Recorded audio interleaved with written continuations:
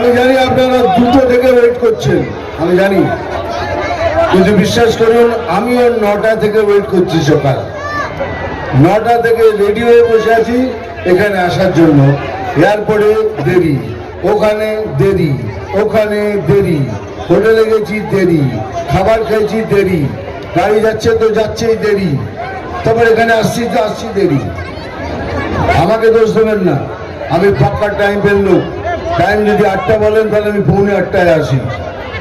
আমাকে দোষ দেবেন না। তবু আপনারা এতক্ষণ ওয়েট করেছেন তার জন্য সরি, ক্ষমা চাইছি। না আমি চশমা খুলবো না, হচ্ছে চশমা খুলো, এত বড় বড় ফুল মেরে আমার চোখ ফুলিয়ে দিয়ে। না খুলবো না, খুলে বলবো।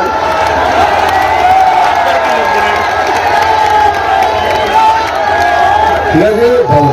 এবার আমি এসব ডায়লগ ফালগ দিই না ভাই, আমি বেশি ডায়লগ দিই না, কারণ ডায়লগ দেওয়ার কাজ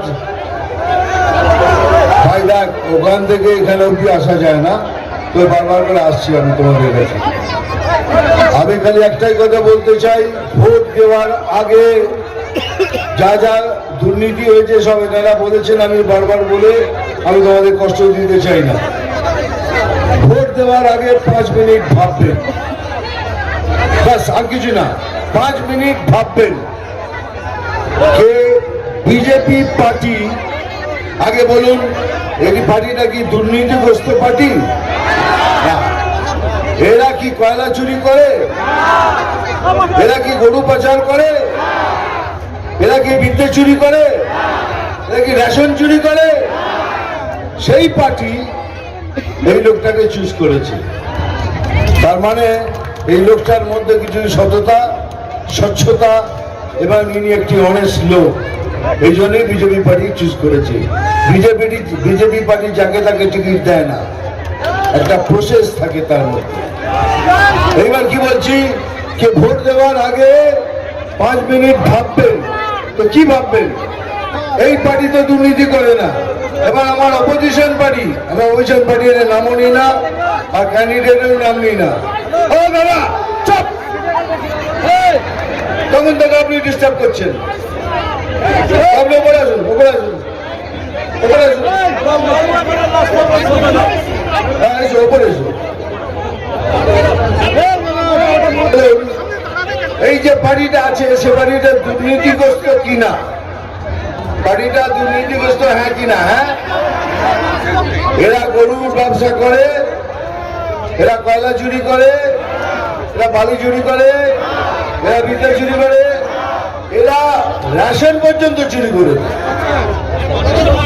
সেই পার্টি আরেকজনকে দাঁড় করিয়েছে খগেনদার এগেইনস্টে। সেটা ভাবতে হবে তাহলে কাকে ভোট করবেন, একটা দুর্নীতিগ্রস্ত পার্টির ক্যান্ডিডেটকে না বিজেপির মতো স্বচ্ছ পার্টির ক্যান্ডিডেট খগেন মুর্মুকে। এইটুকু ভেবে খালি ভোট করবেন। আর কিছু চাই না আপনাদের থেকে, আমি বক্তৃতা দেবো না। এতক্ষণ ধরে বসে আছেন, জানি কেন বসে আছেন, ডায়লগ শুনবেন তো ওই জন্য। কিন্তু ওই ডায়লগটা বললে লাস্ট টাইমে বলেছিলাম তো আমার ওপর কেস করে দিয়েছিল, কিন্তু এটা বললে নাকি হিংসা হয়। যারা হিংসা শেখায় তারা বলে এটা বললে হিংসা হয়। যাই হোক, এখন ওই সাপের ডায়লগটাই বলবো, একটু ঘুরিয়ে ঘুরিয়ে বলবো। আমি জল ঢোড়াও নই, বেলে বোড়াও নই। আমি জল ঢোড়াও নই, বেলে বোড়াও নই। আমি এমন একটা সাপ যে গর্ত থেকে ছোট ছোট ইঁদুর ধরি।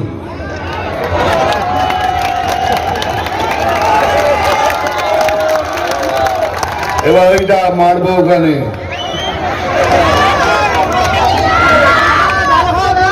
চিমটি কাটবো এখানে, চিমটি কাটবো এখানে, লাল পিঁপড়ের আগুন ধরবে এখানে সেখানে সেখানে।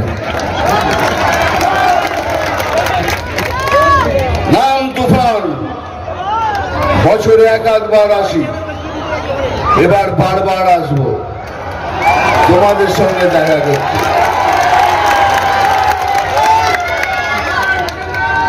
মনে রেখো, আমি খবর দেখি না, খবর শুনি না, শুধু খবর তৈরি করি। ভালো থাকবেন, খগেনদাকে ভোট করবেন। বেশি কথা বলবো না, আপনারা হাঁপিয়ে গেছেন, আমিও হাঁপিয়ে গেছি। সবার জন্য রইল একটা কথা মনে রাখবেন, আর ভবিষ্যৎ আপনাদের হাতে। যা দিচ্ছে সব নেবেন।